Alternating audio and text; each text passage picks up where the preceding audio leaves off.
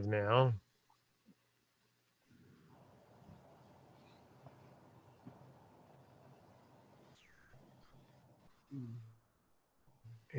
And I'm going to go back here and share my screen.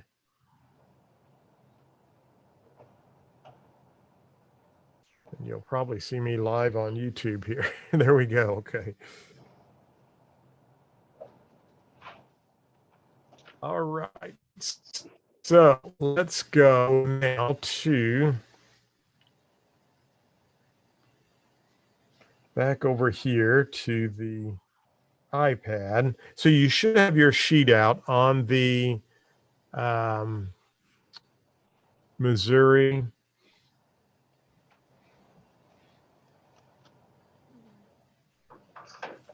here we go, 8338. The Missouri, I call it a Missouri cheat sheet. All right, here we go.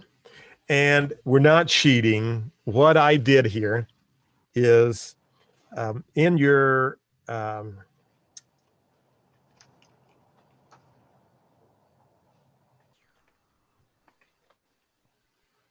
if we go to the Missouri Real Estate Commission, I think they have the Psi Candidate Handbook.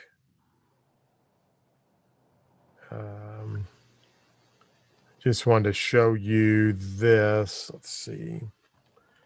Missouri Real Estate PSI. I just wanted to show you, and this is in your additional references. Okay. Here we go. So you can download this, and I'll show you where this is a little bit later. So when I call this a cheat sheet, I'm going to scroll all the way down here to the outline. So this is good to just kind of go over and read right here. So what we are doing, this shows you the content. So right here, you can see Missouri Salesperson portion. We're just going over on the right side is the broker side. The left side is I just took, and I call this a cheat sheet. I took all of these items that are on the exam and I put them into a condensed version. So we're just going over everything on the left-hand side here. And I'm going to talk to you about, here's how this may be on the test. So take some good notes as we go through, and this is how they may ask you that question. So I wanted to give you a rationale where all of this comes from. So you can see right here, and I'm going to highlight, there are two items that will come from this area right here. Okay. So we're going to have two items right there. Now, these are possible test questions here. And I hope it's okay if I highlight. I just want to, I want you to kind of see this. You could see a question that says, what is Chapter 339 known as? And it's known as the license law. Okay. I've seen that question, or Chapter 339 is also, it's the license law. That is where the statute is for the Missouri license law.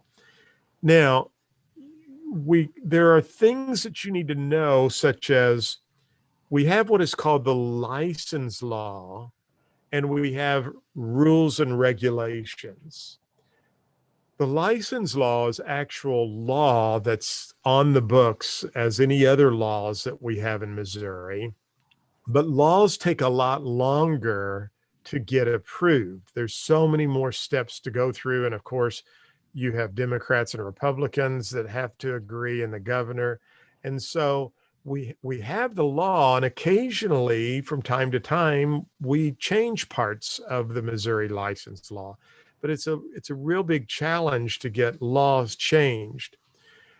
Therefore, inside the Missouri license law, there is some verbiage that allows the Missouri Real Estate Commission to adopt or come up with what are called rules and regulations from time to time. Those are much easier to change. And they still, in other words, they can carry as much weight. If you violate a rule or a regulation, you can be disciplined for that, just like you can if you violate the law. But so if we talk about the license law or the rules and regulations, just understand that the rules and regulations are just the law.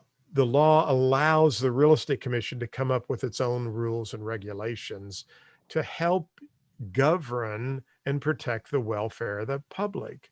In fact, that's a possible test question. What is the main purpose of the real estate commission?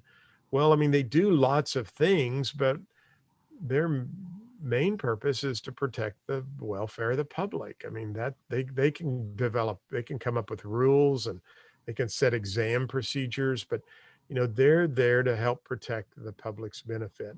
So chapter 339 is also known as a license law. That could be a question. I have seen them ask this question: what does the word commission mean regarding, if it could mean what you and I earn when we sell a property, but in the license law, the definition of commission is the Missouri Real Estate Commission. So if they're asking you a question that's Missouri specific, and they want to know what the commission is, it's the Missouri Real Estate Commission. I don't think you'll see that on the test, but I have seen that in the past. Now, we kind of get down here into this this little part of your cheat sheet, and I apologize. I've actually changed this in the other states that I'm licensed in, and I did not realize I had not updated Missouri. I moved these from the reason I did in Missouri. Now I understand that Missouri's like 10 pages long. Some of the other states are not quite as long. And I made those into 2 columns where you could write notes in the middle, but I'm going to probably try to revamp the formatting so people can make notes of this. But let's just talk about this for a minute, and don't, stress out on this. When you can read this, and if a person is selling, exchanging, purchasing, renting, leasing, negotiating, offering to buy, any of those things, you got to have a real estate license. Okay. Now, there are some exceptions we will talk about. Like, well, what if I'm just selling my own home, John? Do I have to have a license? No. Okay. You don't. But if you start doing this, and you're doing it for compensation for other people, yes, you would need a license. I don't think these questions will be real challenging for you. You just have to think through it and read it and say, yeah, I think Barry would need a license. He's starting to flip houses and he's doing it as a full-time vocation. Yeah, Barry needs a license. So you just have to kind of read through this. I've had students in class say, well, I own 25 rental properties. Does that mean I need a real estate license? I don't know the answer. Only the Missouri Real Estate Commission could probably give you that answer. But what I want you to focus on is on the exam, you're going to read a question and they're going to tip you off that it sounds like this person is doing this for a living, even a part-time job. Yeah, they're going to probably need a license. Okay. So don't make those too challenging. And if you read a question and it said, well, Mary and Don just wanted to sell their house on their own and they didn't want to use a real estate agent, can they do that? Sure they can. Okay. So just, don't overanalyze these too much. Now, this next section here is, as a salesperson, they love this question here. you must affiliate with a broker, and you cannot hold your license on your own. They're going to ask you that question. And so these are kind of softballs that you just need to read through and realize that Terry is only a salesperson, therefore Terry has to work underneath a broker.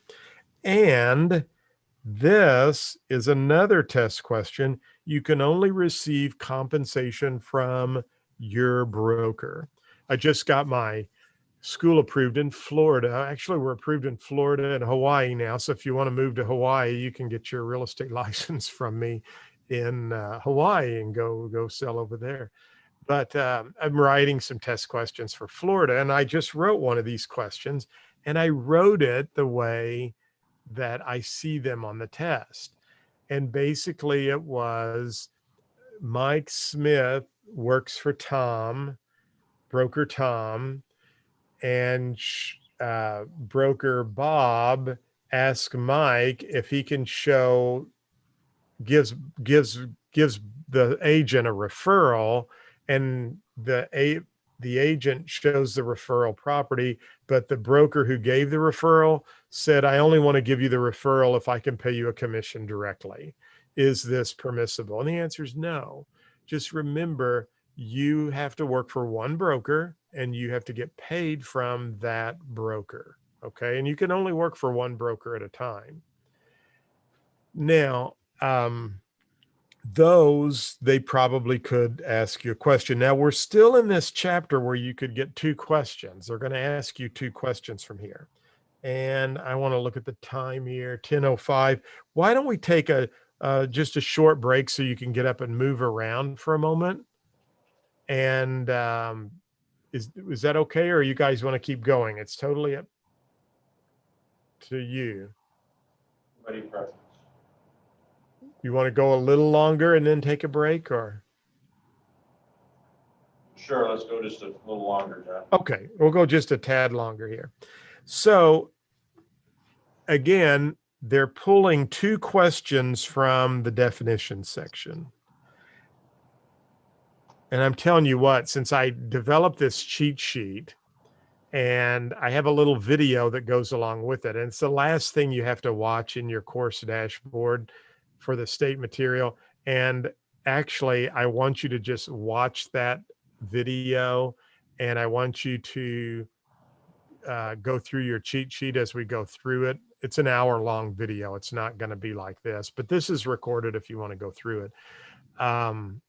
Pass rates have been unbelievable on the state side. Okay. So in all of my states, and I'm actually so pleased with this that I'm doing a cheat sheet for the national part. And the other thing I did do is I stripped the audio off all of my live streaming.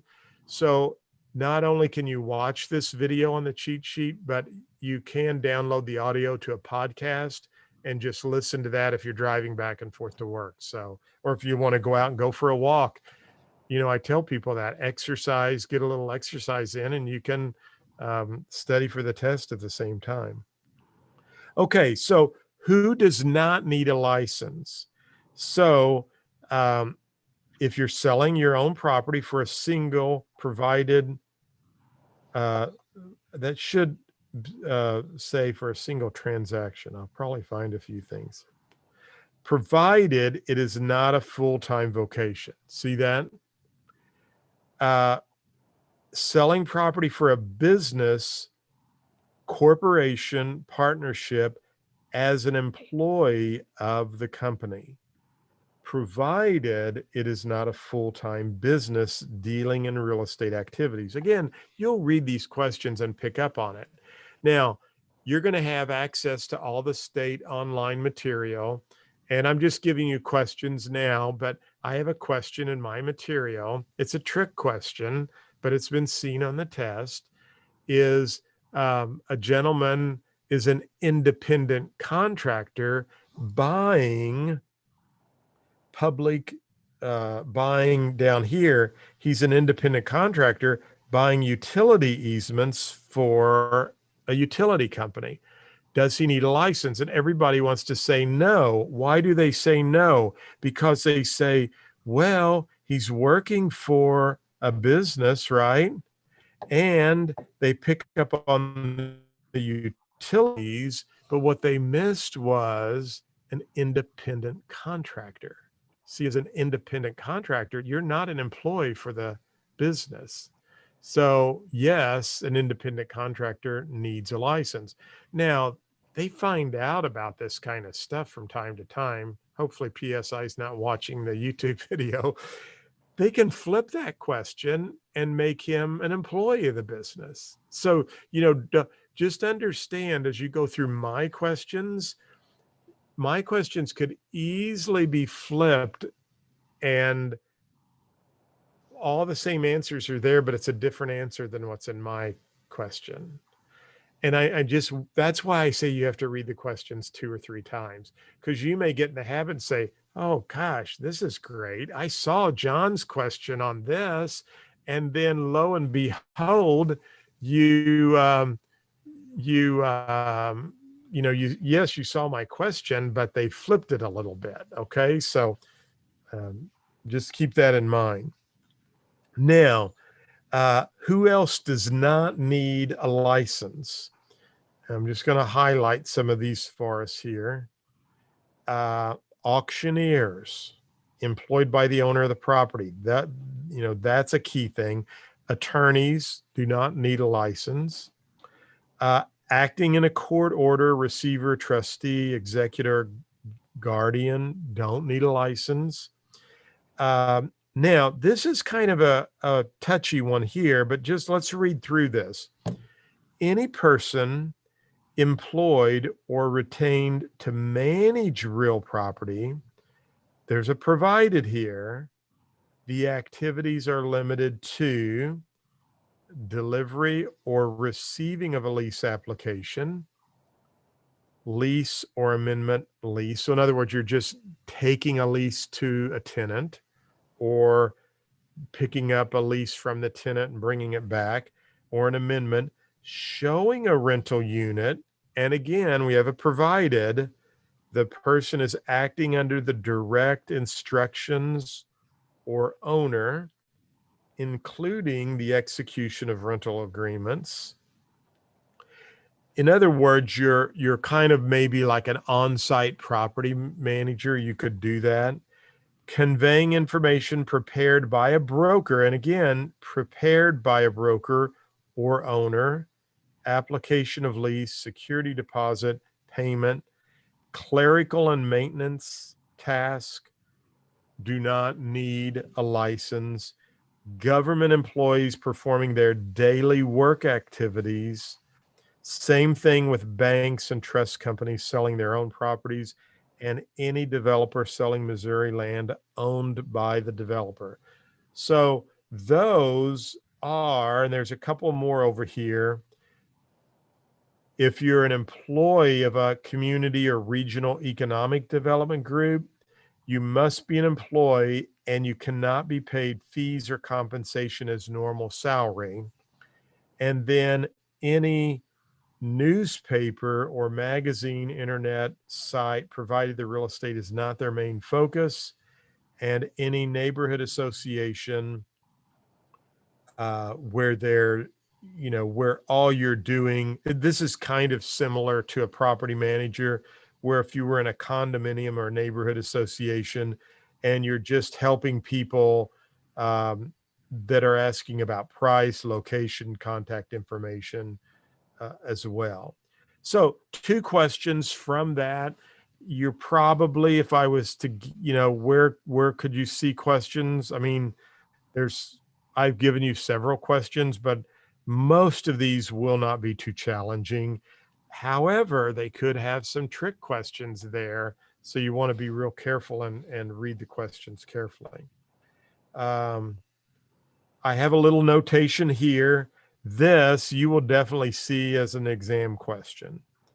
They'll tell you about 2 brokers and the brokers got into an argument. One sold a property and they got in an argument about a commission owed And the answer is the real estate commission will not hear commission disputes. So keep that in mind.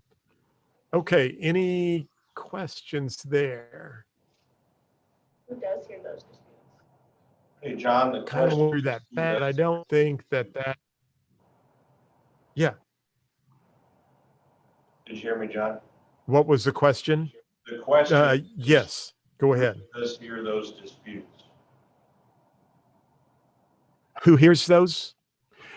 So those would have to be taken up through if you are a member of the National Association of Realtors, we have a code of ethics, and we have an arbitration where you can go and arbitrate for a commission, and those fall under the code of ethics.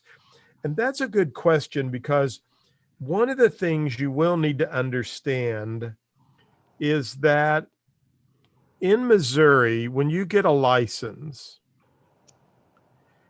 there are something like 46,000 licenses in Missouri.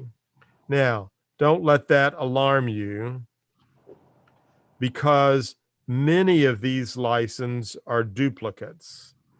I have 4 different licenses.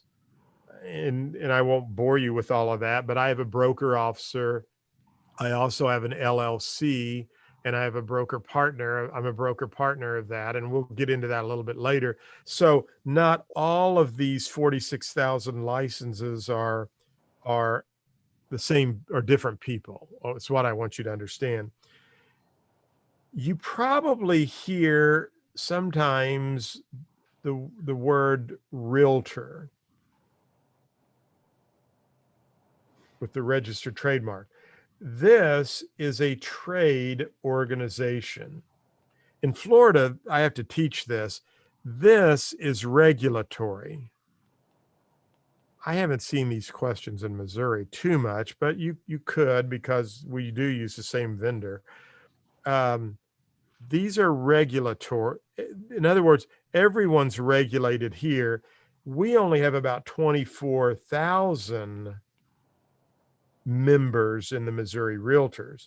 So you can see that even if there were 32,000 licenses of different people in Missouri under the MREC, there's probably then 8,000 people who they are not, they're not members of, they're not realtors. And so to answer your question, Matt, who would hear that commission dispute?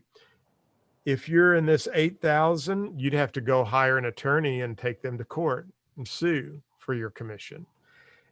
If you're in Missouri, we have if you're a member of the Realtors, pardon me, and there, by the way, there's a National Association of Realtors, then you would belong to the Missouri, and you would belong to KCRAR or whatever board you choose to belong to. We have this code of ethics, which says, we have to abide by certain standards. And if someone was to take advantage of you and cheat you out of a real estate commission, you could arbitrate that and go through the code of ethics. And I'll give you a quick story and come back and make a quick point, and then we're going to take just a short minute break so we can all get up and move around a little bit. Last year, my daughter and I were, my daughter Ann, who I've told you about, I encourage her to send out expired letters. When a property expires from the multiple listing service, it's free game. And we just send out a letter, and I'll be glad to give you a copy of that. And by the way, I have some additional things that you get to take advantage of going through my school, which is on coaching and helping you grow your school or grow your business. And so I'll give you a copy of that letter. And it's just basically a little letter that says, hey, we noticed your property's no longer on the market. Have you heard about the Realtors Property Resource, RPR, which I'm going to cover in the 24-hour course for you? It's a really interesting tool, and it helps predict the value of your house based with our help. We'd love to give you an RPR valuation. It's been very successful for Annie and I to get listings. So last year, this time in January, she was doing some expireds. And I always encourage her to go back 4 or 5 months to work expireds, because sometimes when you work an expired, the minute it goes off the market, I mean, those are good, but sometimes if you go back 4 or 5 months and trace it back, has it been relisted? Has it sold? Those are good. Those are good expireds to work on. It's kind of like you think you want to sell your car, and then you can't find the car you want. You're like, oh, we'll just keep the car we have. And then 4 months later, you're like, no, I want to get rid of this car. That's kind of this, that's my thinking or philosophy on why I go back 4 or 5 months. So Annie came to me and she said, Dad, these people bought this house, and I showed it to them. She said, remember the girl that we were going back to look at the house a second time, and I knew they were going to write an offer, and she texted me that morning and said, we've decided to do something different? She said, that's the people, their names, because we double check at the courthouse to see who the owner's name is. And I said, well, Ann, you know, did you do something wrong? Or she said, no, she texted me out of the clear blue and just said, you know, we had a second showing set up, and she said, we've decided to do something different.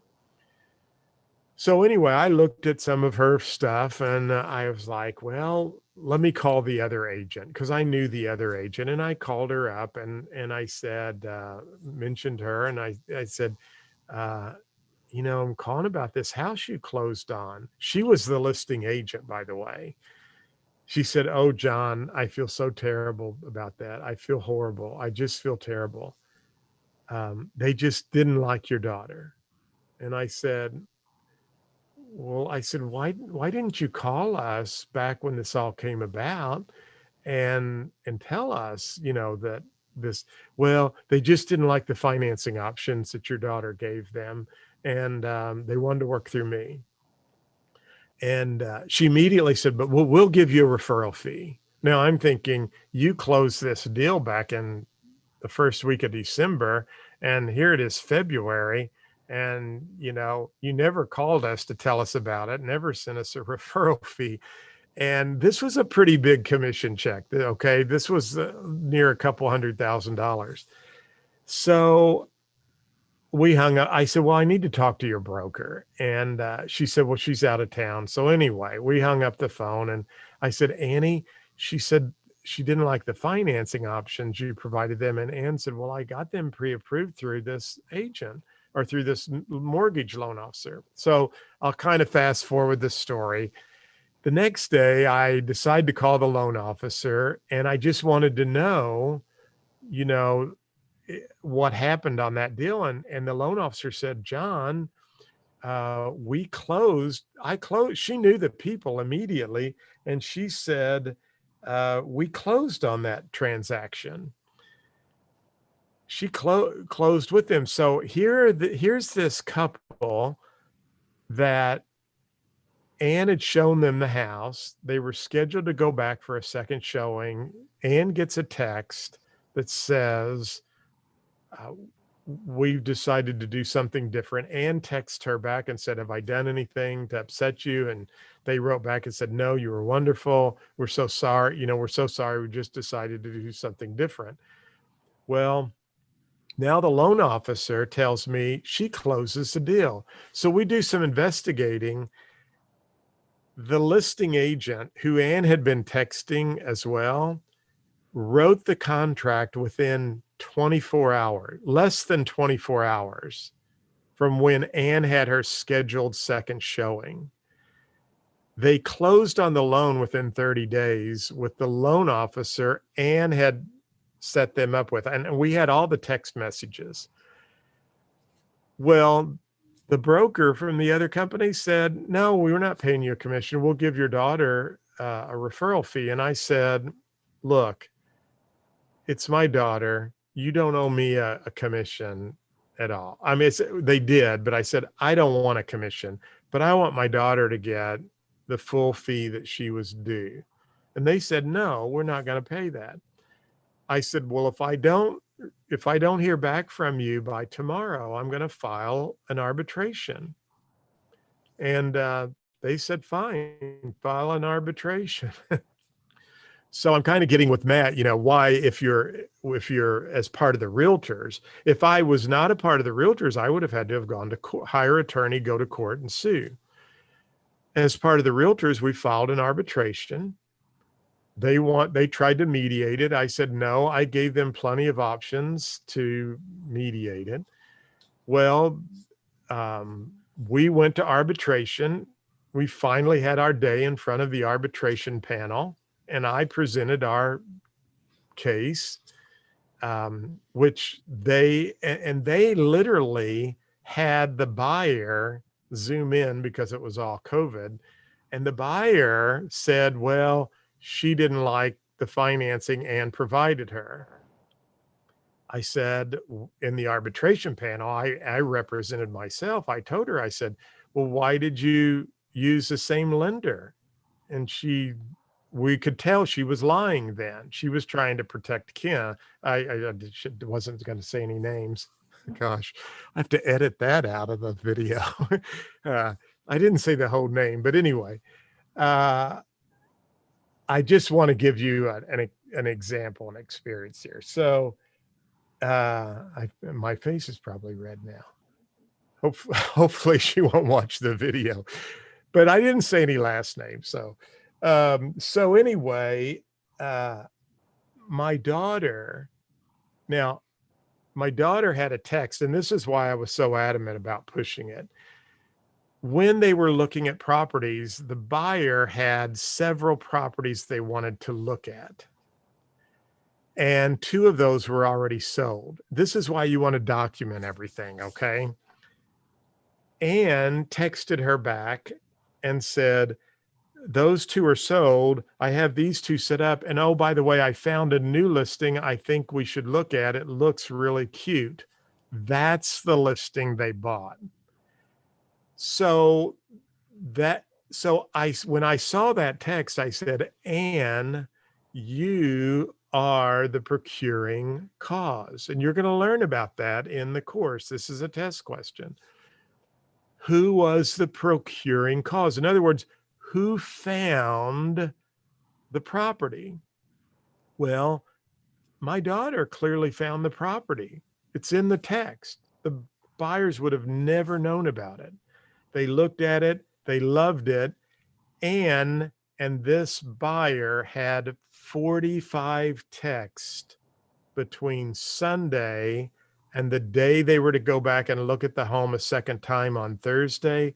45 texts with text from the buyer saying, we don't want to lose the home. Let us know if someone else buys it. So on the day they're to go back to look at it the second time, Anne gets a text, we've decided to do something different. Anne texts back and said, did I do anything wrong or to upset you? No. We've just decided to go in a different direction. We locate in the MLS that contract was written within 24 hours and closed within 30 days later with the same lender. So it didn't matter that they brought the buyer in to testify. The fact of the matter was, my daughter was the procuring cause. There was no break in the chain of events. We'll talk about this when we get to procuring cause, because there were 45 text messages. Now, if Angela, and I'll just, because I know you're in the class, and I need to know the other folks' names too. I want to make sure I have everybody's names, but I think there's a Karen in the class too, isn't there? I think. But Angela, if you show a house and you disappear and you never get back in touch with the buyer, that's abandonment, and they could go and write a contract and you could be out of luck. But in this example, it didn't really matter that they brought the buyer in or not. In order for the buyer to not want to work with you, Anne would have had to have done something illegal or something to really have offended them. But we had all these text messages. We won the case. They had to pay the full commission due us. And, they could have gotten off very easily by just paying my daughter a commission, which is what I agreed to do. Now, Terry and Matt will tell you, do we have that problem a lot? No, we really don't. And most of the time, I was pretty floored, but in my area, we're having more and more brokers from St. Louis come down. And quite frankly, some of them I get tickled because they think that they're just going to like strong arm me. Like I'm from Farmington, I'm from near the Ozarks, and I don't know what I'm talking about with real estate. And most of them don't have any understanding that I've been teaching this for years, and I've been involved with the professional standards on the realtor code. And so it's like, we get, most of the time we get along. And I was really surprised the broker, I would have thought the broker said, hey,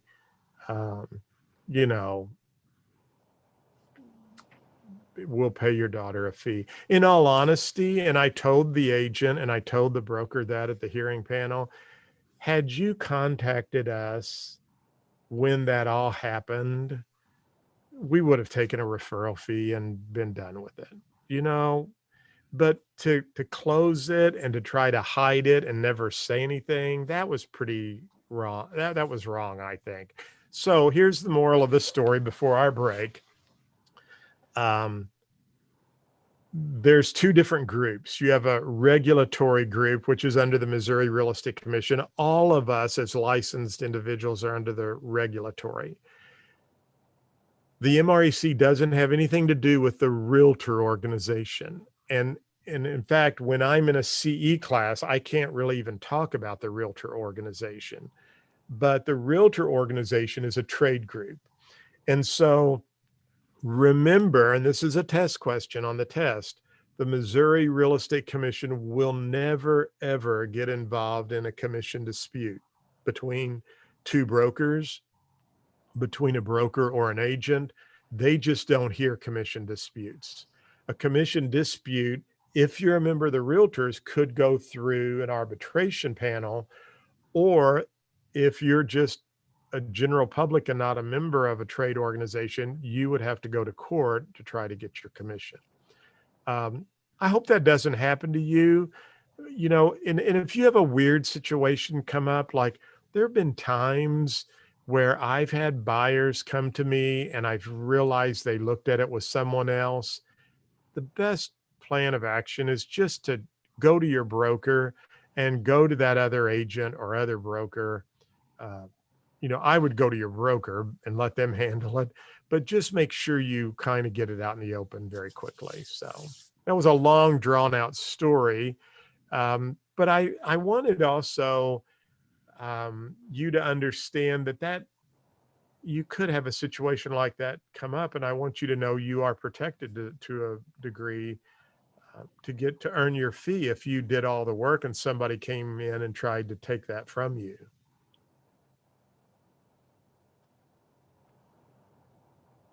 Now, have I said too much, or have I confused anybody?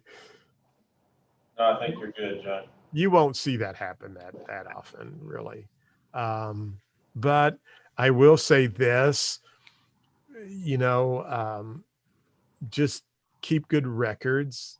Annie had all of these wonderful records that we were able to lay out in the timeline, step by step. And it was kind of sad that it all came about. And you know what? I have no hard feelings with that agent. I've forgiven her in my mind and want her to have nothing to succeed.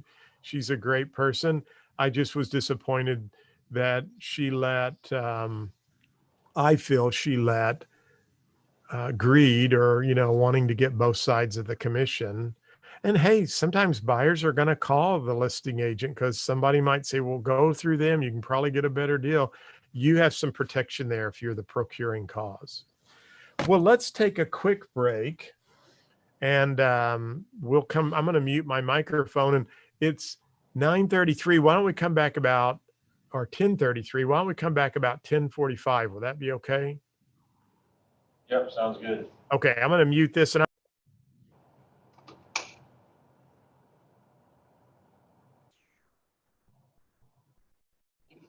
He's already muted himself.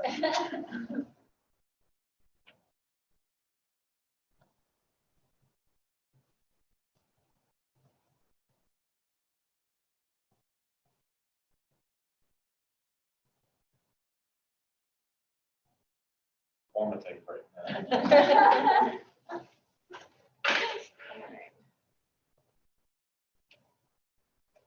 Bathroom is right out to your left.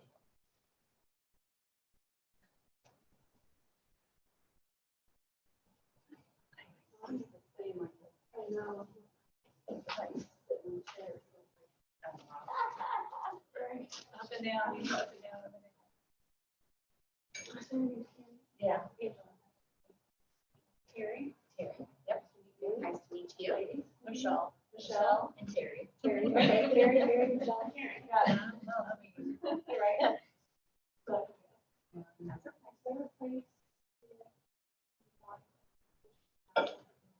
Used to be. Used to have a water cooler out here, kind of turned off the water fountains. Yeah. And water cooler.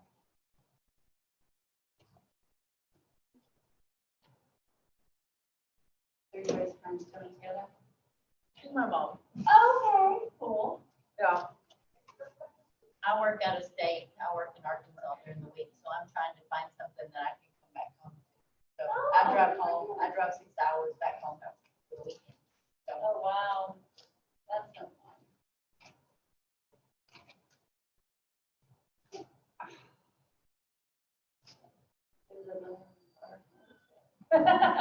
Yeah. not always a thing. Yeah.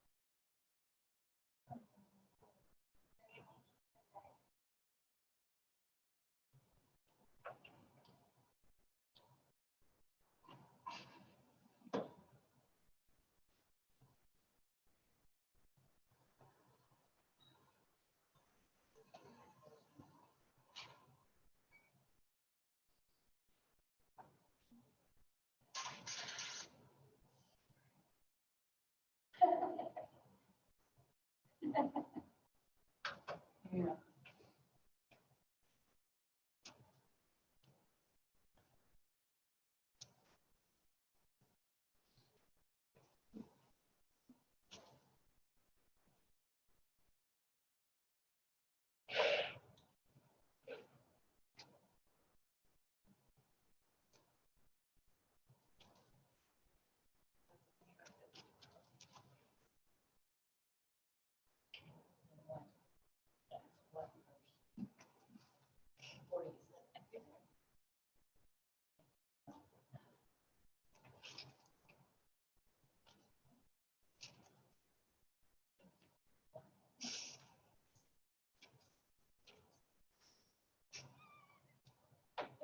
He didn't know you have a pony.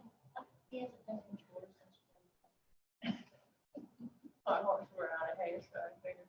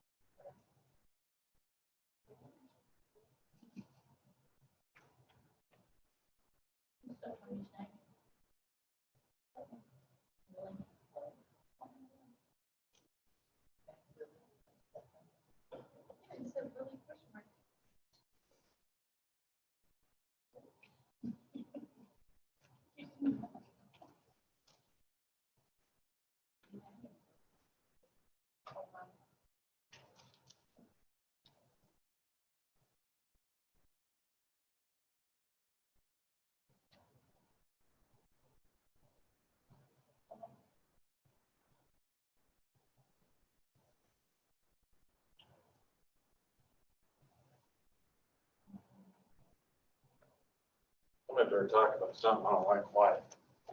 We don't want to talk about Chiefs. Anything. Do you mind if I turn this up just a little bit? Yeah, I Sometimes think it's that would hard to be hear. great. I know I'm half deaf. but- I was kind of struggling, but I was Okay, trying good. to stay really quiet. It made me focus. Well, that's the one side, though. okay, don't Right, breathe. You said right, that. exactly. So I'm gonna. Don't ask any I'm gonna questions. update this. What have I done? Where's my mouse? I have, I didn't want to like overload my brain with too much information, so I just finished chapter 2. The second one, and then the third one.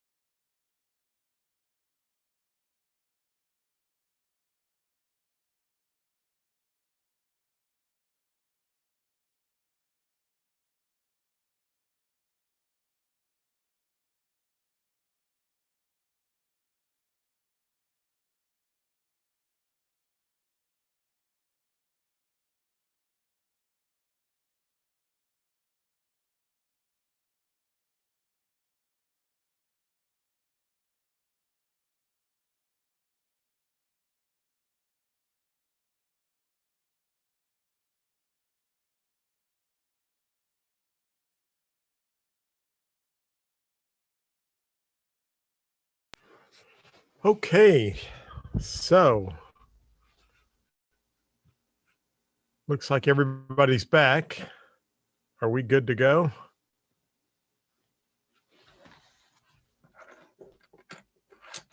So we have, can you hear me okay, Terry?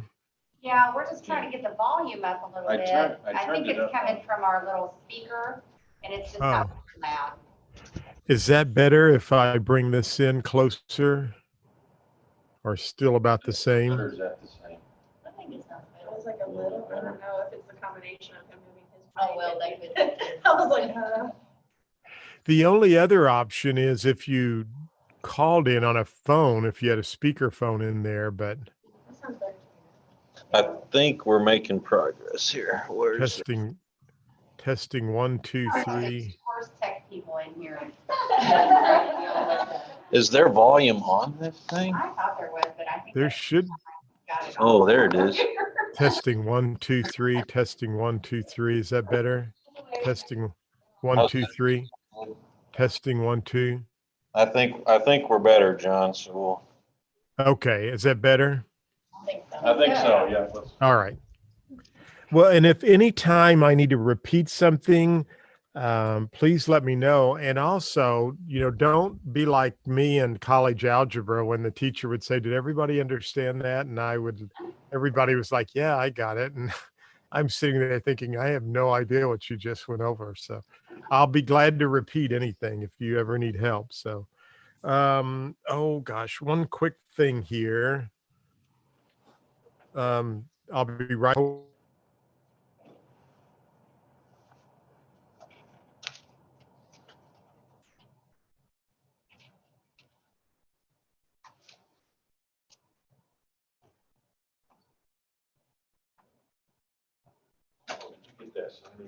Oh, yeah, got all that. Yep, I did.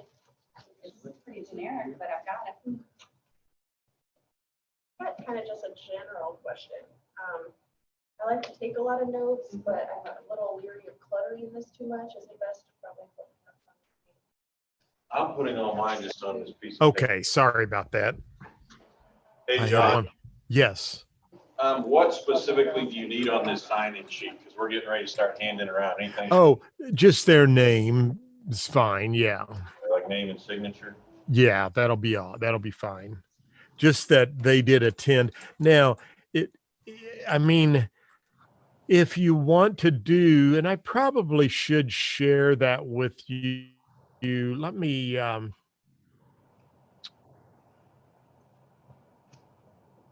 let's see here. Let me pull up real quick.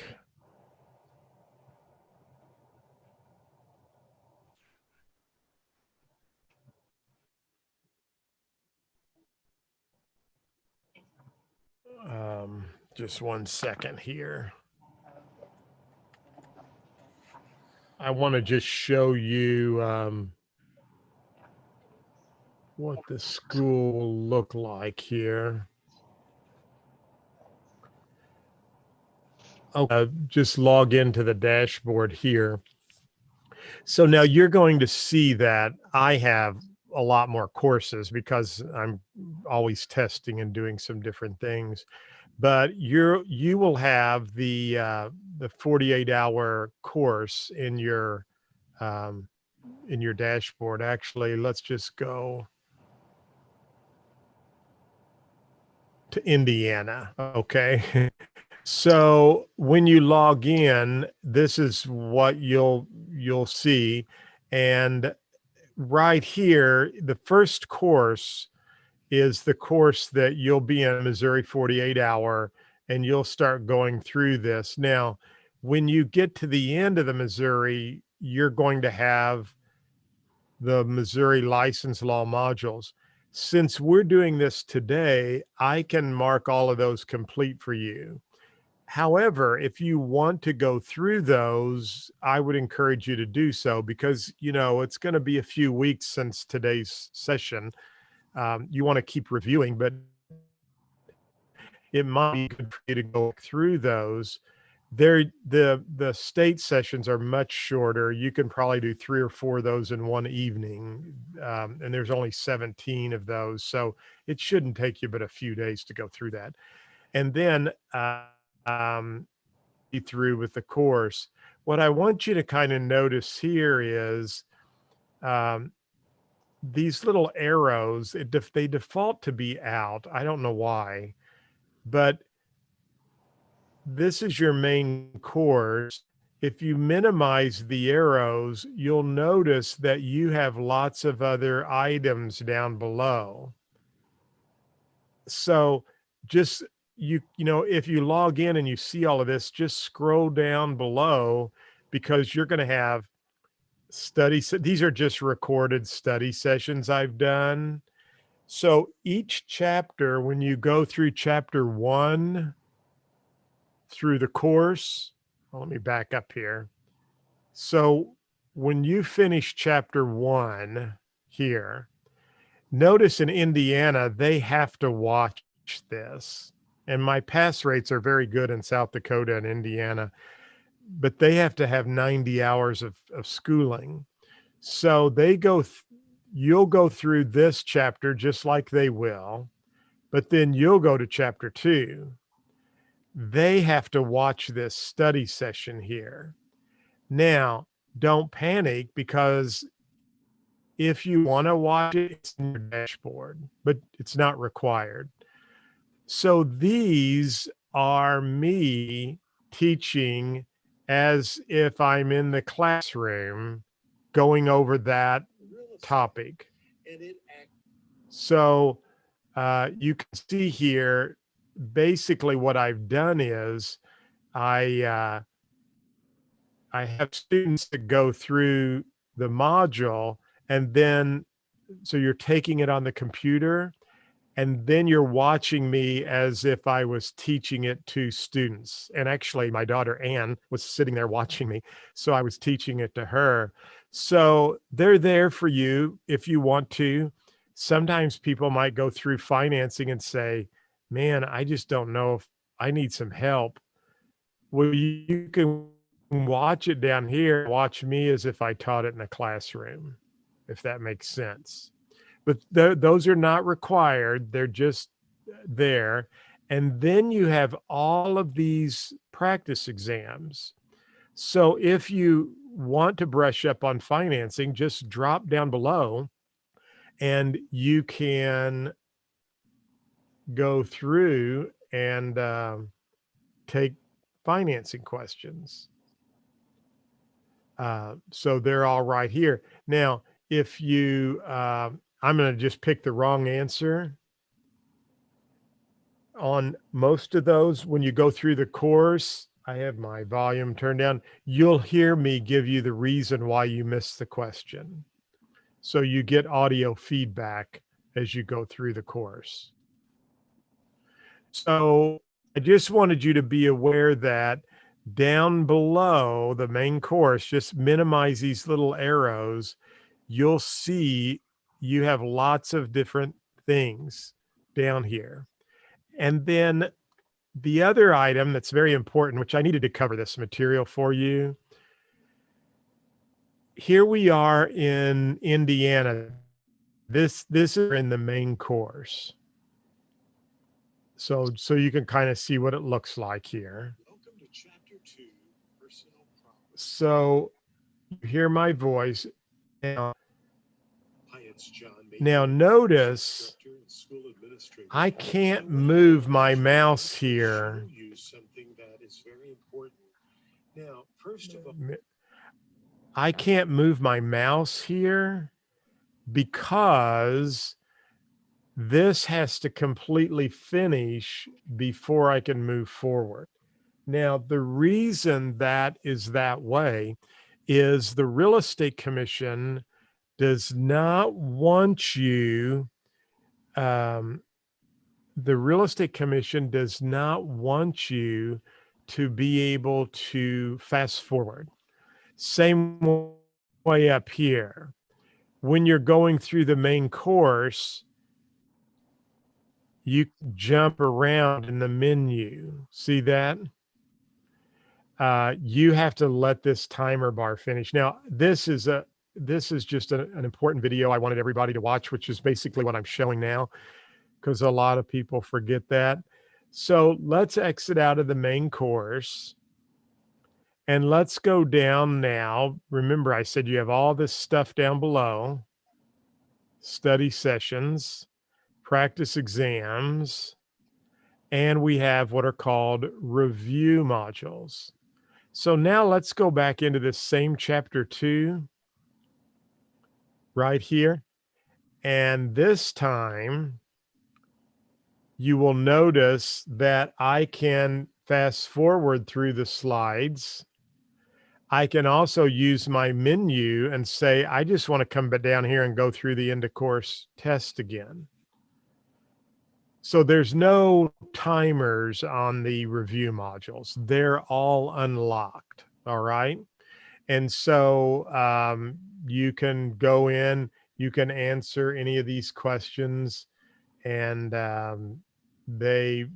at the end of the review, you get feedback at the very end of I'm just going to click all these so you can see something here. And I have no idea what I'm clicking. I want you to see that this is at the very end of each module. You'll take a review quiz. And, you know, questions are good for us. So this one has a few more questions, and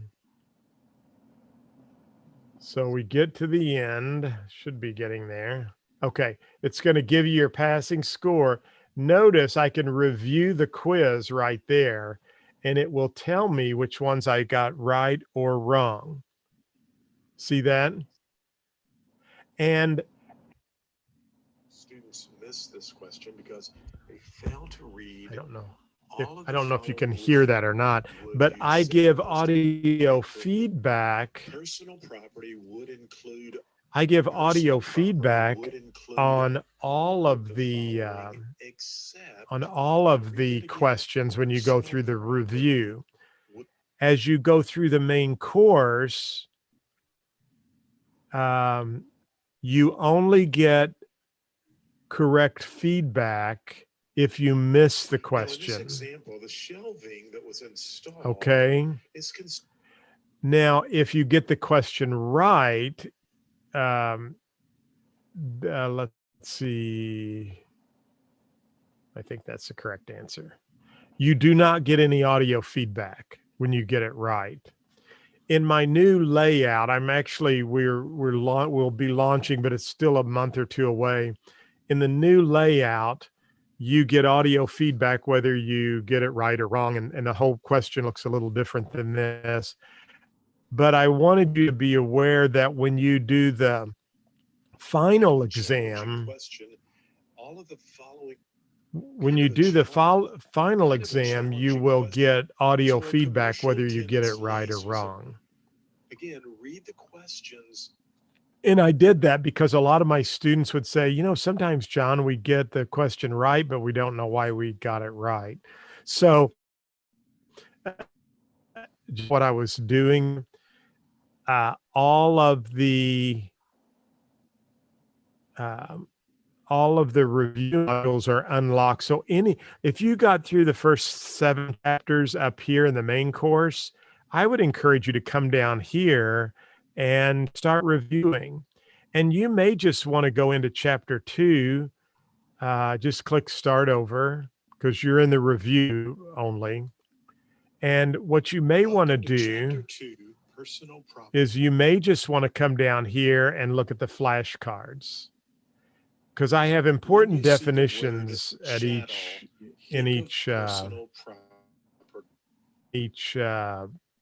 one of these. As we studied on the previous. So anyway, that's kind of how the course works. And then anytime you have a question, you can give me feedback here, and that will come right to me, and then I can respond to you. That's the best place to do feedback. The other thing you can see if you can library, you do see some of these other modules, math, the review modules, study sessions. They're there as well. And then when you finish the course, your certificates will be over here. So it's pretty easy dashboard to navigate. And I'll put some, occasionally I'll put messages where you can look at some new things. So we just put up this week a new health resource center. And so if you have questions, these are for the current students and these are for people before they buy. But if you said, how do I print out my certificate? Well, you can see, how do I get my certificate, or how do I don't have a printer and I have question answers, and you can send us an email on how to do all that. So, okay, just wanted to show you that. And I forget how I got off on why I was showing that. There was a question that came up, but I wanted to cover this before the end of the day. So anybody have any questions on that? This is most students. The one thing I will tell you is when you are in the main course, let the video finish playing, because Mayfield, your course instructor. because sometimes students will click things and they click and click and click and it jams the system up. If this is kind of a long slide because I'm showing you the video here, if for some reason you had an internet issue and you cannot move past this, just go up here to the feedback and say, hey, John, I've had to watch this twice, or I don't want you sitting there and watching it 4 or 5 times. Okay. But just send me an email. We are monitoring the email all the time. We can mark that complete. You can move forward. Or what some students do, if you get stuck on this video, is just go to your mobile phone. There is an app, and log in from another device, and it normally will push this through. Something's gotten jammed up in your computer, and that's why it may do that. But I think sometimes if your router goes offline or there's an issue, it may give you that problem. But we're here to help you. Okay, so don't worry about that. But I know how I mentioned that on the roster that you were talking about, Matt. If some of you decide to go through the state modules on your own, then that, I think that would be good, and I won't even need your name on the roster. But if you really, I'll mark those complete for you. I think the only thing you'll need to do is just drop down and go over the cheat sheet at the very end, and you'll be fine. Go back over it. So, okay. Let me stop my share and bring my iPad back up. But I think you'll find the layout and the format. I looked at a lot of different learning management systems. So many of them had they had too much stuff, and I didn't want you to be like inundated with all these bells and whistles. Your main focus is, hey, I want to take the real estate school and I want to pass the test. And I didn't feel like you needed all these other little gadgets that some of them have. And this is a very good company. They work with a lot of major corporations, and so I think you'll like it a lot. All right, let's go back over to my iPad. 6827.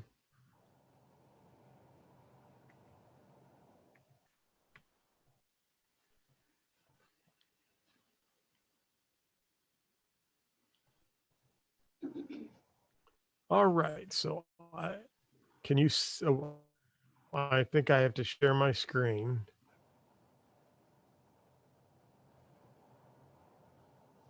I was too soon on. When I live stream, I use a different program, and it is a little easier to. Okay, so hopefully you can see my iPad. Yes. Oh, can you see my iPad? Okay, I had my speaker muted. Yes, we can. Okay, great. I hope that background's not too distracting. I can make that black if that would be better. It's It's fine. distracting. It's making me want to go on vacation. Yeah. Okay. That's Nice, France. That's the south of France there. All right.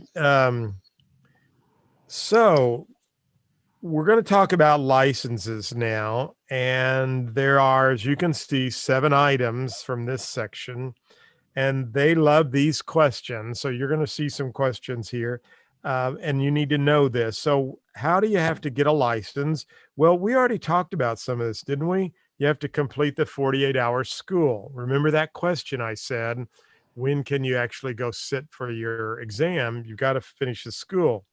You have to pass both the national and the state, 100 questions national, 70% passing grade, 40 questions state, 75% passing grade. I already talked about that, haven't we? And then you have to complete the 24-hour practice course, get fingerprinted, and then complete your application with your broker and the appropriate fees. Now, I already talked about this, so a lot of this we've already covered. You must complete the 48-hour course before setting up your exam. That could be a question. And I already talked about this. You must complete the 48-hour course before completing the 24-hour practice course. Now, that's what I want you to know right there. I was going to say something else, but it'll confuse you, so I'm not going to say anything. Just follow that procedure, okay? We talked about this. You have 180 days or 6 months from the date you finish the 48-hour course to complete all of the proper steps listed. Otherwise, you must redo all of the steps above. In other words, you'd have to go back to school. So if you don't get it done in the 180 days, you'd have to go back to school. You're going to pass the first time, so we're not going to even worry about that, right? Now, you must show proof in order to get licensed you're of good moral character and can safeguard the public's interest. That's why they do the fingerprint check. They want to see, is there something in your past that we don't know about? That's why you need to be honest on all your applications, because if the Missouri Real Estate Commission's philosophy is this: if you're going to lie to us on our application, then is that really good moral character? I had a girl that signed up for my practice course only last week, and she must have gone through a course somewhere else. And she got in and I guess took part of the course, and then she told her bank that her charge was fraudulent. And of course, Shopify notified me, and I'm like, I called her and I said, I just want to know, was it a fraudulent order or not? Because I said, it kind of concerned me. But anyway, I kind of had that conversation with her about if you're deceiving the bank in some way, if you took the course, and because I have a no refund policy, and the reason being there's a lot of intellectual property here, and I don't want someone to be able to log in and copy my information or do screenshots and give it to a competitor or something like that. And I'm very open with people to say, if you need to take a break and come back at a later time, it's not a problem. I'm here to work with you. If you've gotten sick and couldn't complete, I'll give you an extension. If you think, hey, real estate's not for me, can I sell my class to someone else? Sure, I don't mind, and I'll let them take over. So, I mean, I'll work with you in possible any kind of scenario you want. But anyway, it was kind of interesting. She notified her bank, and the bank notified me yesterday and said, we've decided to go ahead and pay you. It wasn't a fraudulent order. But you know what? I mean, Terry and Matt will tell you, and you guys, you and I are handling one of the biggest financial decisions most people make. Do you want somebody getting their license who isn't of good moral character, or whom, if they'll do a little bit here, will they do something bigger in one of your best friends' homes that could be, devastating to them if they stole something? Or so anyway, they're going to make sure that you're of good moral character.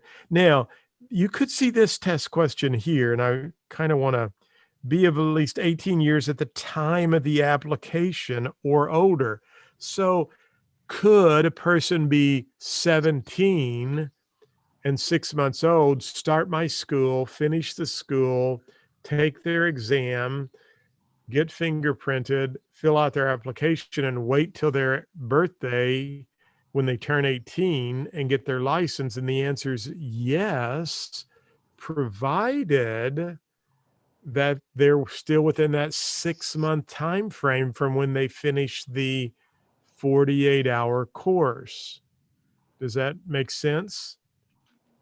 So you have 6 months from the date you finish the 48-hour course in order to get licensed. So you could be 17 here, and as long as you turn 18 within that 6-month period and get everything else done, it's fine to do that. And I've seen them ask that kind of a question before. You need to pay the exam fee, pass the exam, and make proper application. I just want to make sure, is highlighting distracting to you? Because I definitely don't want to be doing anything that, or is that okay? Okay. And we talked about this. Remember, you must affiliate with a broker, complete the schooling. That's a 48-hour course. And then you need to include your certificate of your course completion. Leslie, my really good student, I loved Leslie. She would send me so many questions. I love it when students ask me questions because, I'd rather they ask questions. And I told you she passed her test yesterday, and she said, no, it wasn't Leslie. It was another student. Leslie wanted to know how to download her certificates, or she couldn't find them. And I just showed you guys, they're in the achievements tab. But one of my girls was at the real estate commission office yesterday who passed, and she said, they told me I have to have my certificates for my class, and I didn't know anything about that. Anyway, I sent them to her, so we got her taken care of yesterday. But jokingly in my response, I said, remember, that was a test question. You have to include your certificates with your application, LOL. And she laughed. But and I know there's lots of material. It's easy to forget, but you've got to include your certificates. Now, do you have to take your 48-hour certificate to take your test? No. Would I take it? Yes, just to be safe. So, but you don't have to have it there. But I mean, I would just make sure and read through that candidate handbook, but I would take it with me just to be safe. And then again, remember, have everything filed within 180 days or complete the date you completed. And that's the big deal there. The date you complete the 48-hour course. And then just want to make sure that you remember that this 24-hour practice course is after the main course. Okay. At that point, the commission will grant a temporary work permit, and they'll mail that back to your broker. Now, if you want to drive to Jeff City and get that, you can get the work permit the same day. They're still kind of on a COVID schedule, so you might have to wait outside. Maybe by that time it'll be over with. But I know a lot of people who drive over and want to get their license, but you can mail it in as well. Now, this, they could ask you, I have seen this, for a broker's license. So if you want to get your broker's license, you need to be licensed as a salesperson for at least 2 years immediately preceding the date of the application, and shall include a certificate from a school accredited for the 48-hour broker's course. I offer that if you want to get that. There's no practice course required for broker's license. These could all be exam questions right here. Again, I've had many of my previous students go through the broker's course, pass the broker's exam, and hold everything until their 2 years happens, and then they immediately go and get their broker's license issued. So you can start the process beforehand, but you still have that six, it's only good for 6 months. So you wouldn't want to start that process until you've had your license for 1.5 years. Does that make sense? But I have had several agents do that. And then this is a test question right here. Write this down. Licenses are renewed every 2 years, and we do them on even numbered years, 2020, 2022, 2024.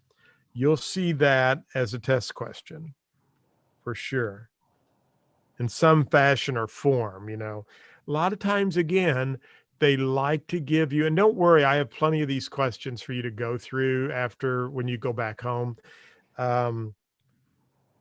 They have plenty of these questions where they put it in story form, if that so it's not just how many. You might see a few of those, but you're going to see most of them built into a story form, and you're going to have to dig through the story and put dates together and calculate, if that makes sense. And it's not that hard. I just want to brief you on that right now. The other thing I want you to be aware of is this, and part of me today is I want to prep you for the exam, and you'll hear me talk about this a lot as you go through the course. The exam writers love to give you these questions that will absolutely freak you out. So you're going to hit the next button on the computer screen, and you're going to see like this much text, and you're going to sit there and say, oh man. And they'll give you numbers and dates and junk and junk and junk. And at the very end, they'll say, how much is the earnest money deposit? It's a real easy question, but they load it up with so much stuff that it scares you. So don't, get in the habit to understand that, hey, I know there's a lot of stuff here, but it may only be something very, very, they may not want a lot of information. Okay. So this, you'll see a question, but probably in story form. And then here's something you need to also, you must show proof of attending 12 hours CE every renewal cycle, 9 hours elective, and 3 hours of what we call core. You will see a test question right here for sure. And you're probably saying, where do I get my continuing education? A lot of the local boards will do continuing education. I think, Angela, are you from Warrensburg? Or was someone in the class from Warrensburg? I am Terry. Terry, okay. The Warrensburg Board of Realtors had me come over, and I did 12 hours of continuing education at the Holiday Inn there. We had it this last summer, and we did 3 required, 9 elective. And so a lot of your boards will offer it. You can take it through me online if you want. A lot of companies like Terry and Matt, they're Remax Heritage. They are very good to bring courses. I've taught the SRS course for them. I've taught. Did we do the negotiation course or were we talking about that? We started to and never got through it. Because of COVID, yeah. And you know, a lot of those courses will count for CE. So I just did At Home with Diversity for Matt and Terry, and that counted for 6 hours of continuing education. So all of the agents who attended, and we had a big group, they got education to help them in their professional business to be better real estate professionals, but they also got 6 hours of their CE out of the way. But this will be a test question. How many hours do we need every 2 years? 12, 9 elective, 3 core. And can you carry hours over to the next period? No. Could you take 12 hours of core and count that as your CE? No. Again, they have to be 9 elective, 3 core. And then salespersons renew on the 30th of September. The way I remember this is S equals salesperson and S equals September. And it's always on the 30th. Brokers, oh, I should have liked the way I did that. Brokers renew on June 30th. So naturally, the broker has to renew before the salespersons renew. So that's a big deal there. This is an exam question. Your state's not really going to be that difficult if you go through this and study it. Now, you probably could see this question because they've had a problem with this. If you had a question that said the broker, and he had 10 agents working for him, failed to renew his license by June 30th, the required date, what happens to the salesperson's license? They're all void. In other words, they can't sell real estate. They'll have to transfer to somebody else or wait for their broker to get renewed. Believe it or not, they've had a huge problem with that. And so the problem they're having is brokers are failing to renew their license on time, and they're doing it then they have to come see me for the 24-hour practice course, believe it or not. And their agents are still out there transacting business when they shouldn't be, and they've had some big issues with that. So I imagine they've told the testing company, will you put that on the exam? It's probably definitely on the broker's exam, but just understand brokers have to renew first, even years, June 30th, and then salespersons will renew next, September 30th, even years. And you have to show proof of your 12 hours of CE, 9 elective, anything you want to choose, and then there will always be a core class you have to take. Any questions? This shouldn't be too challenging. It's just a matter of going over it repetitive and keeping that in mind. Okay, this right here, a lot of stuff here, but here's what I want you to know. If you have a broker and they die or become incapacitated, the Missouri Real Estate Commission will appoint a temporary broker to wrap up the affairs of the business only. One of my students said, well, wanted to know, he saw a question on this and he said, I answered that they would be okay to continue practice to close out their own transactions or something. And it wasn't the answer. I mean, the answer is this: if your broker dies or becomes incapacitated, the MREC will appoint a temporary broker to wrap up the affairs. Now, what are the affairs? It's all the existing sales contracts or options, which we'll talk about as we go through the course. Listing agreements are all void. Listing agreements are between the broker and the client or the seller. Buyer's agency agreements are between the broker and the client or the seller.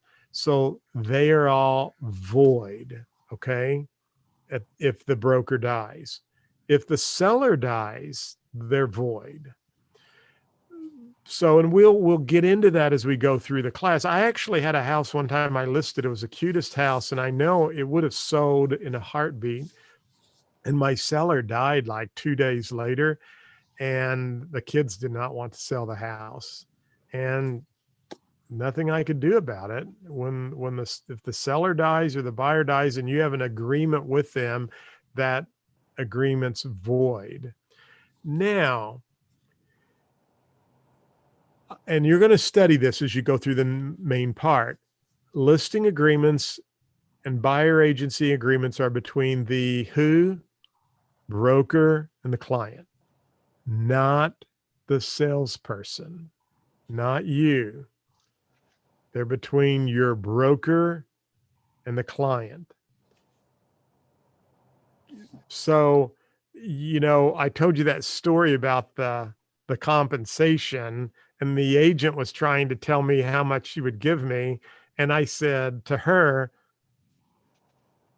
your compensation's between your broker and me, not you and me, period. And she didn't like that, but it's like, you need to go back to real estate school, because commissions are between, the brokers share the commission, and then we pay our agents. So, you need to know that. But on this section right here, just understand that if there's a death or incapacity, the MREC is going to appoint a designated individual, and I have it down here, to continue for a period to be designated by the commission to transact business for the sole purpose of winding up the affairs and the supervision. You will see that on the exam. The sales agents will need to transfer their license. Now, regarding corporations and associations, they could nominate or designate a new officer.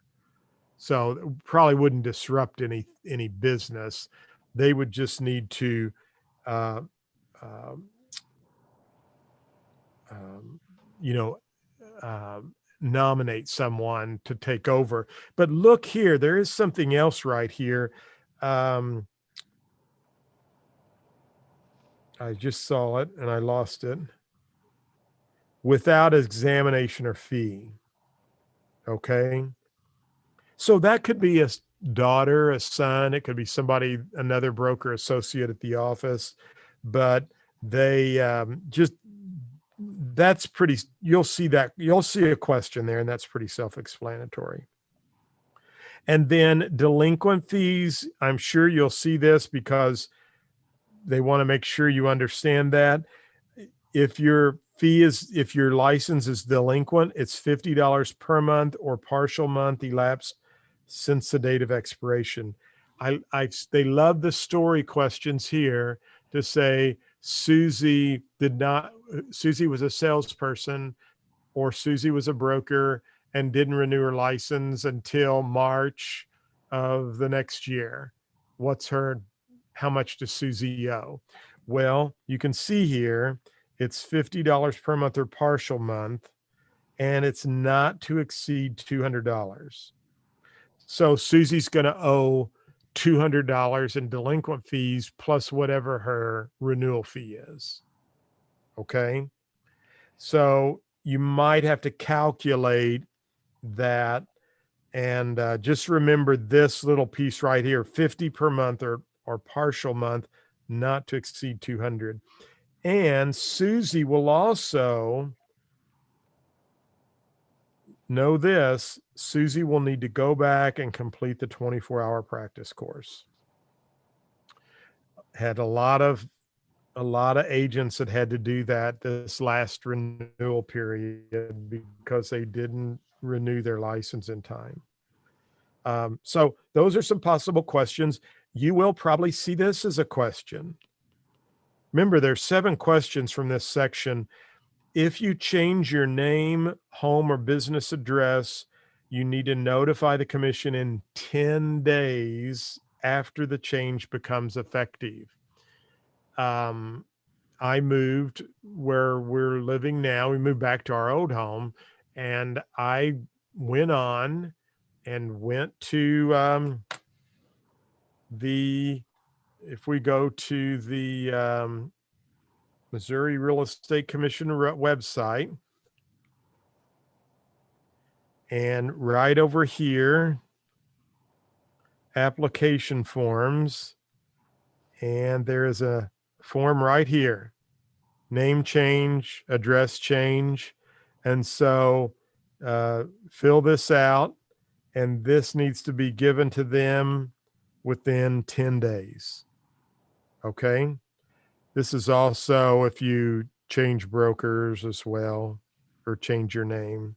So just understand that's, you need to do that. Okay. That's a test question. Now, you can place your license on what is called an inactive status.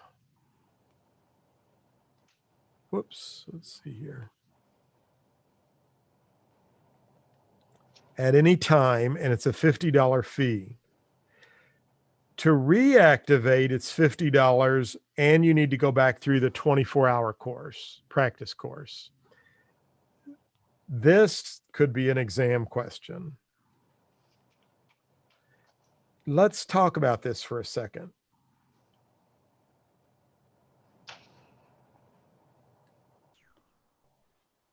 Let's see.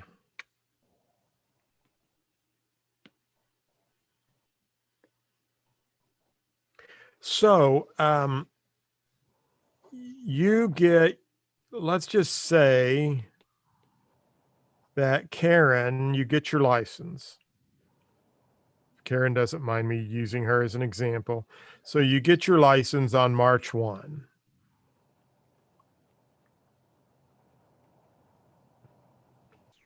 And let's just say on June 1st, you get this wonderful opportunity to go to Hawaii and live in Hawaii for the next 2 years. And this company's going to pay you a lot of money to buy real estate for them or whatever. So Karen gets to move to Hawaii. Okay. I'm going to kill two birds with one stone with this example.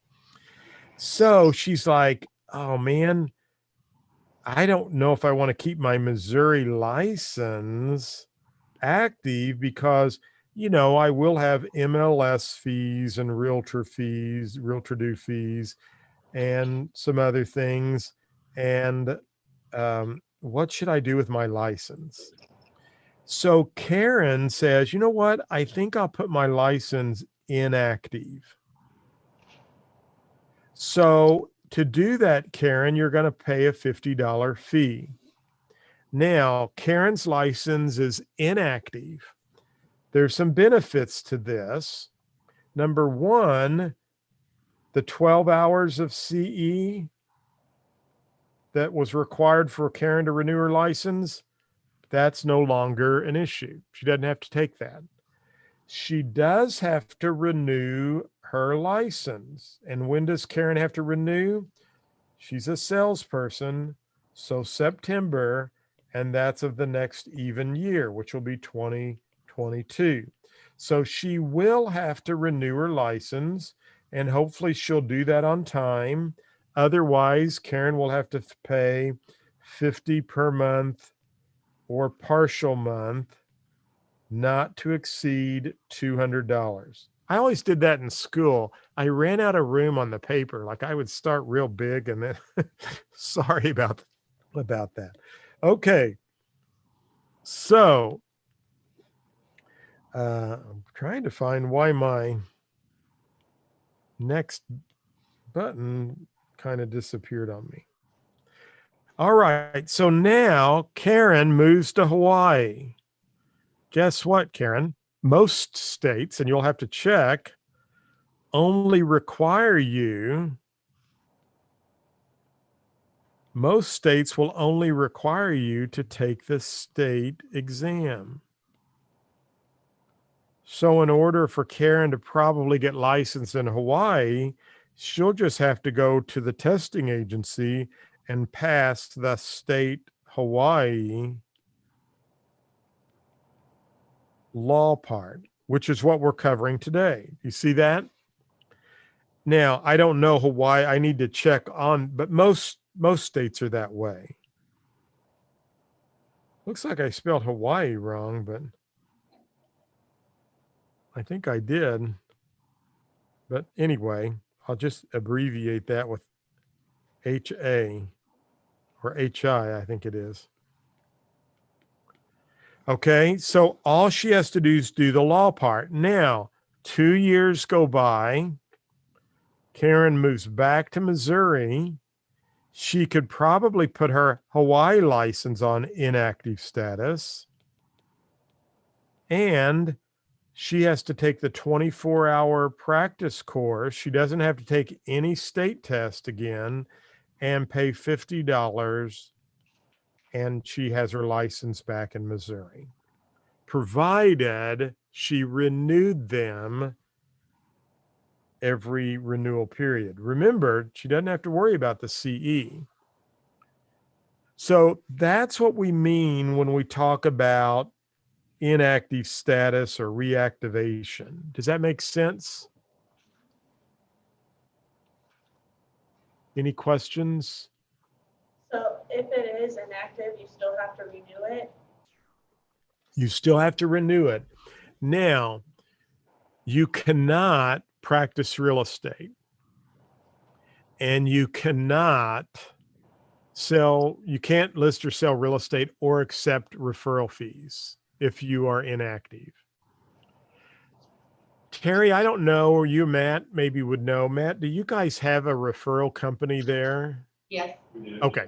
So a lot of companies, a lot of your bigger companies and some, I have a referral company.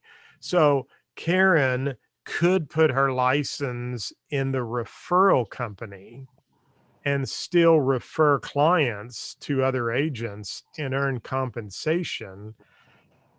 And when we say a referral company, the referral company is not a member of the realtor organization.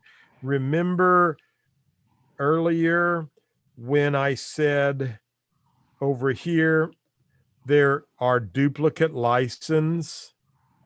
That's because some people have referral companies.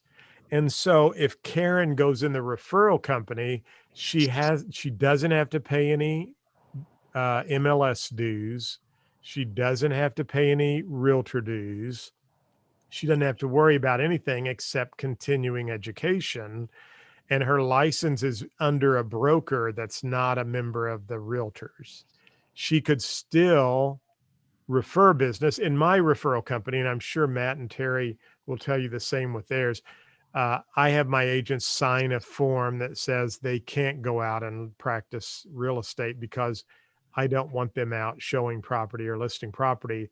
All they can do is refer it over to one of the agents in my company because I don't want the liability or the risk of people out doing things that are in my referral company. But do you see how that really could benefit Karen because she's moving to Hawaii? She still might have good friends in Missouri who want to list their house, and she could just refer them to Matt, and Matt could, or Terry, or Gary, or Sean, Ashley in the office, or whoever, and then Karen could still earn a 25% or 30%, whatever the compensation, 20% referral fee is, because commissions are always negotiable. So just what I want you to understand here is you can go inactive at any time, $50 fee. If you go inactive, you cannot practice or sell real estate in any way.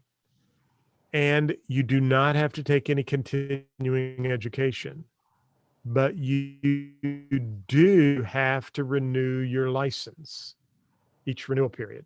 And salespersons renew on September 30th of even years, S for salesperson, S for September. And then anytime you want to reactivate it, it's a $50 fee, and you don't have to go back to school. You don't have, well, you do, but it's just a 24-hour course. But you don't have to take the 48-hour course, and you don't have to go pass an exam and make 100 and a 70, make a 75 and a 70% pass rate. Only have to take the 24-hour course. Now, the other thing you need to know there too is the 24-hour course is also applicable up here. We talked about it for those people who fail to renew their license on time. They have to go back and take the 24-hour course. Okay. Any questions? I think we are. Okay, so we're going to jump over here now on the next one. We should be on definitions, Missouri State on the second page, and broker salesperson's license.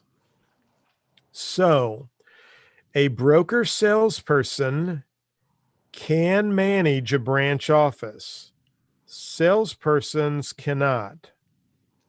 I had an agent said they saw a question that said a broker wanted to open a mortgage office in their company, and they wanted to have one of their salespeople manage the mortgage office. Is this permissible? No. I checked with the commission on that. And so the answer is no. By the way, this is if you'll remember this, write this down. If you'll go to Global Real Estate School Podcast, notice it pops up here. You want to go over here and you want to subscribe, or you can find it on iTunes as well. The reason you want to subscribe to this is because as I hear about exam questions that students, and I don't recreate them word for word, but I just try to give you the topic. I put them into a podcast form, okay? So you want to listen to these podcasts because I get emails from people all over the country who say, hey, I listened to this going to work and it's helped me pass the test. And I'm just, people tell me about a topic. That question I just gave you is on one of my podcasts. So, they're not long. They're usually 4 or 5 minutes. You'll be notified when I do a new podcast. But rather than me going into the course and changing things all the time, because that gets kind of complicated and scary. And if I do one little thing wrong, it can, I've got a couple hundred people going through the school at a time. It can be mass chaos. I do updates and I let people know when I do that. So rather than changing it in the course material, I just put it on the podcast. So I just want to reiterate, you'll get a lot of recent stuff by subscribing and listening to that. I'm not trying to do it, I'm grateful that I have the downloads and the users. I'm not trying to do it for that. I'm trying to do it because I want you to know that's where I put these questions I hear about. So I heard that question and I'm thinking, gosh, a mortgage office. Well, what would be wrong with a salesperson operating a mortgage office? So I have a good contact and I wrote them and gave them the scenario, and they immediately wrote me back and said, if it's managing an office, no. Immediately they said no. So there's your question. Now you only have to get 39 right. I'm giving you a bunch on here, but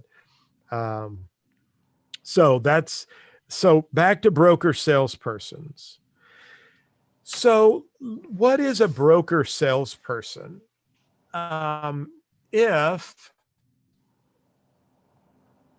And so I've gotten Karen, and there's a Terry. Terry that's in the class too, and Angela, who have I missed so far? Michelle. Michelle. Okay. So Michelle, you go through my course, pass the test first time. Great job. I'm proud of you. You've made my day. And in 2 years, well, let's say in December of 2022, you want to get your broker's license and you realize, hey, I I can't get licensed till March 1st, 2023, but I'm going to go ahead and start John's school, broker school, or you can go to another school. It doesn't matter, but you want to go to school and you're going to take your test, pass it, and get everything ready so that on March 1st, 2023, you can apply for a broker's license. Remember, you have to have been a salesperson licensed for 2 years prior to making application, not starting anything. So you go and get your broker's license and you're working for whoever, and you say, you know, I love working for this company. I don't want to be a broker. I don't want to manage an office. I just want to get my broker's license. And so rather than the commission issuing you a broker's license, they will issue you a broker salesperson's license. Okay. And so, you know, you're the same thing you always were, except you just have a different title. You're a broker salesperson. However, by having that broker salesperson's license, you could manage an office. You know, you could have the broker there in Blue Springs say, hey, would you be the branch manager here? Or we want to open an office somewhere else. Would you be the branch manager? Yes, you can do that because you have a broker's license. So it's kind of like, you know, you're just getting a different title. And I'll be honest with you, when I got my broker's license, we didn't have to wait 2 years. I went back the following year. It was probably the best thing I ever did. It helped me learn so much more about about the material. And I was like, you know, I've practiced this. I've seen this. I've got one of my students now who went through my course and he's going back through to get his broker's license. And he said, you know, what's really cool is, and it's the same thing I noticed. He said, I've done a lot of this stuff but I understand it so much better now. And I'm here to tell you, when I went back and got my broker's license, it took my real estate career to a whole different level because I could talk with more confidence about the real estate transaction to my clients and customers.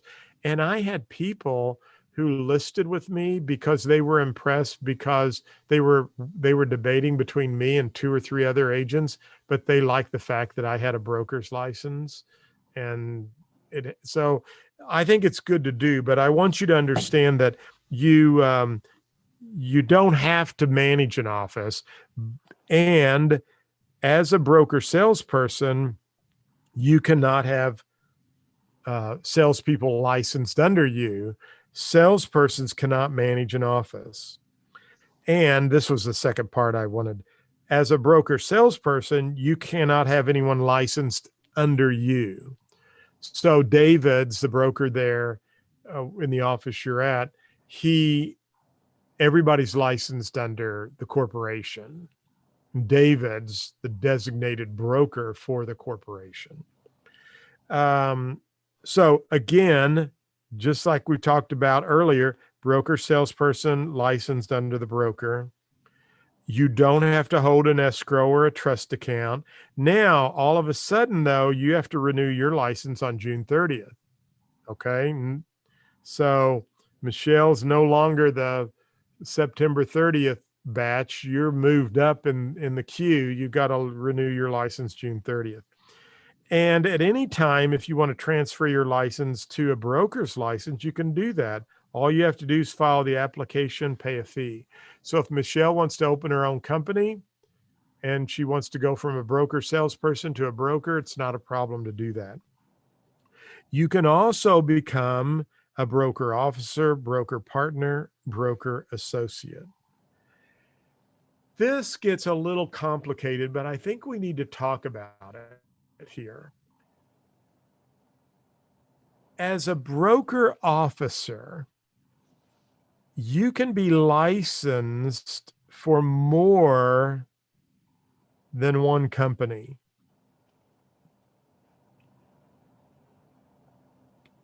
So if, for example, I have a broker's license and I'm a broker officer for Mayfield Real Estate Inc. Let's just say Remax Heritage, David, he's a very good friend of mine, said, you know, John, I have a chance to buy a Remax office in St. Louis or 2 Remax offices in St. Louis. This is a really good opportunity. I want you to come in as a partner with me, and I'm going to let you manage those offices and give you a percentage. Would you want to do that? And he and I work something out, and he makes me a broker officer of this Remax office in St. Louis, or office or group. Could I still be a broker officer for Mayfield Real Estate Inc. and keep my company going here, and also be a broker officer for David with the Remax group in St. Louis? And the answer is yes. Now, I'm not using that example to try to give accolades to Remax. I'm just using it as an example. It could be XYZ or whoever. The point is, broker officers can be officers for more than one real estate company. Now, broker salespersons cannot do that, but a broker partner, broker associate, or broker officer could do that. So I'm a broker officer for Mayfield Real Estate Inc. And I'm also a broker partner with John Mayfield Real Estate Team LLC. Does that confuse you? So I have a separate license. There is a company that, and I won't mention any names, that I had my license with, and my daughter and I were both licensed with this company. I like the company a lot, and I like the company a lot because of some certain things. And the only reason I did that was because my real estate school's been growing, and I still want to list and sell real estate. And this company provided an opportunity for my daughter and I to put our license over with them. I didn't want to give up Mayfield Real Estate Inc. because my mom started it and I took over, and it's very sentimental to me. And I just wasn't ready to close it down, if that makes sense. And so, and my real estate school's under Mayfield Real Estate Inc. So my daughter and I got a new license as a broker partner. Actually got a new license for the LLC, John Mayfield Team LLC. And I became a broker partner of that. And my daughter became a salesperson with the other company. She had to be a salesperson under the other company. I was a broker partner under the other company. Does that make sense? Well, the school is growing by leaps and bounds. The other company I went with is really big on recruiting. I get a lot of referrals from brokers in St. Louis, big brokers in St. Louis, and big companies in St. Louis.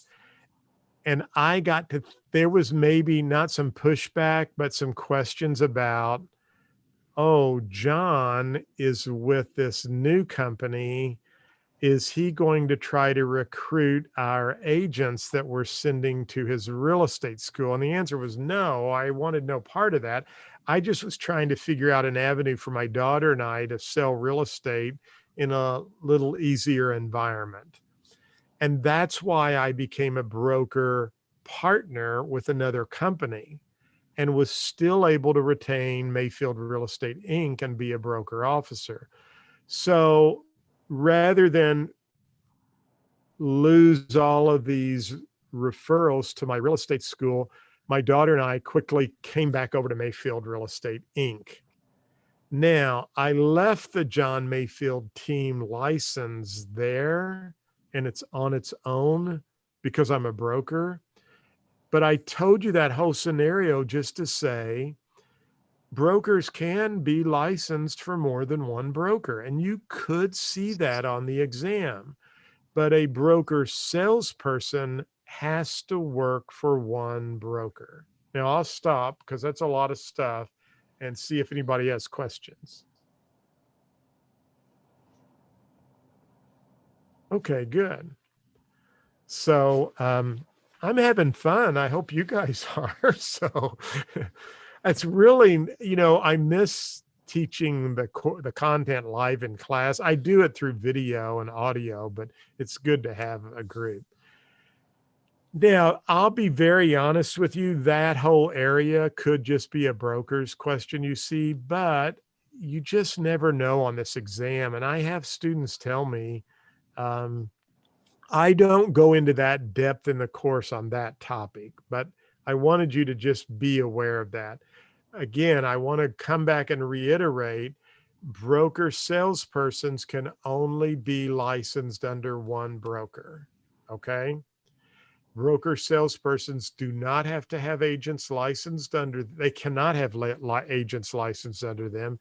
They don't have to have an escrow account. They don't have to have an office. They're just a broker salesperson. They're licensed under a broker. Now, look at this little note here. There is only one designated broker responsible to the commission. So let's come over here. This is Mayfield Real Estate Inc. That's by the way, Inc. means incorporated. I had a student one time say, I didn't know what Inc. meant. And that just means it's a corporation, okay? So Mayfield Real Estate Inc. has a license. Remember the 46,000 license. Some of them are corporate, some of them are duplicates or corporations. So this has a license. Now, underneath the corporation,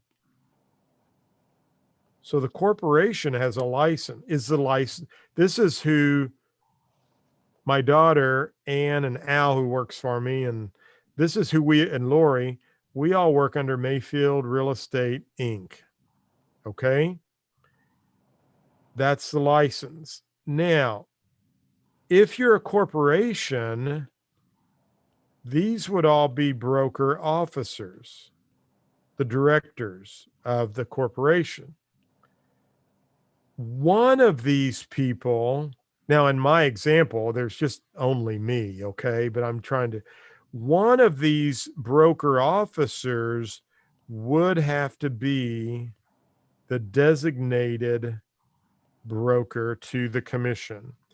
That's what we're talking about right here. There's only one designated broker responsible to the commission. If this was Michelle who started her license and she was just a sole proprietor, in other words, she didn't incorporate or didn't have partners or anything, Michelle is the broker, right? I should have put sole proprietor so you don't.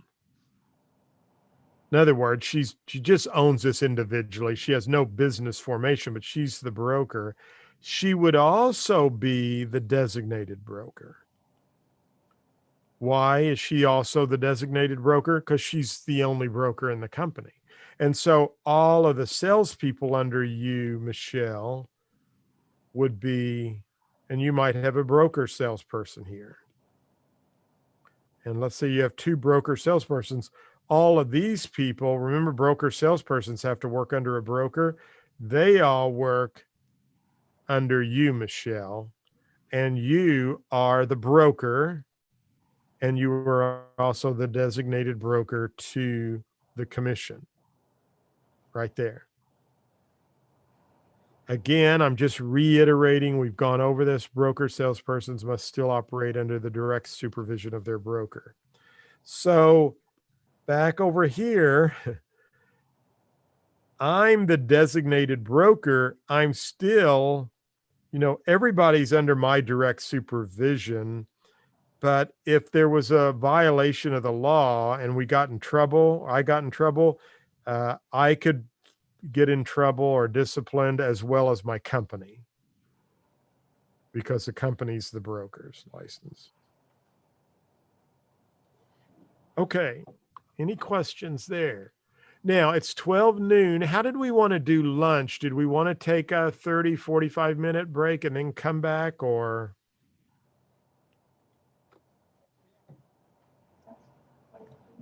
Or were you going, it doesn't matter. Did you want to have a pizza brought in and we work through that? I mean, it's totally up to you, or did you all want to just keep going? 45-minute break for lunch. 45? Yep. Are you all ready to do that now, or you want to go another 15 minutes?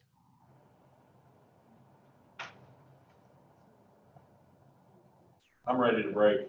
Okay. All right. Too much. I'm sorry. I hope that I'm not confusing anybody or throwing too much at you. Now, just as I'm looking at the material here, I can pick the pace up a little bit. However, if we need to, we could do another Zoom meeting this week in the evening, and I can record it. So if you can't make it, and you guys would not necessarily have to come back over to the office here, Terry and Matt could join us, but we could do another Zoom meeting and finish up anything we don't get done. If you were all kind of like, 2 o'clock, we're ready to go. And don't worry, John, we're probably going to go through those modules anyway. Then, this was just a good time for us to get through I'll go through and pick out some main things, and I may want to go over some math. And then I want you to know I do live streaming a lot. So, and I record it, and I always send all my students a link to the live streaming, and you'll cover all of this in the course. But we can be very flexible is what I'm saying. That'll work. So why don't we take lunch? We'll come back. Let's try to wrap up by 2 or 2:30 at the latest. And then don't panic. I can set us up another Zoom call, because I think probably if we had another couple hours, we could finish the state material. And then that way I could mark those modules complete for you. You won't have, that'll save you some time in the course, but we'll talk about it when you come back. So what I'm going to do is probably go offline, and we'll just use that same link, or I'll send you a link, Matt. I'll send you a new link we can log into. Yeah, can you just make sure to CC Terry on that? 'Cause I think we're using her email. So. Yep, I sure can. Now, if there's something else you were expecting or wanted, please let me know. This is your course, and I'm here to help you. I want you to know you always have access to me to call me. I was on the phone yesterday for probably 45 minutes with one of my students. She just had a list of questions, and we went through those. And so I just want you to know, I want you to pass the test. My ultimate goal is I want you to be successful real estate agents. I mean, yes, I want you to pass the test, but I want you to just prosper and do so well, because it's a great career. And I think you'll just be excited, and, you'll meet new people. You'll have some flexibility and things that I just think is great. So, all right. Well, I'll let you go to lunch, and we'll see you soon. All right, thanks, John. Thanks, John. Thank you. Bye.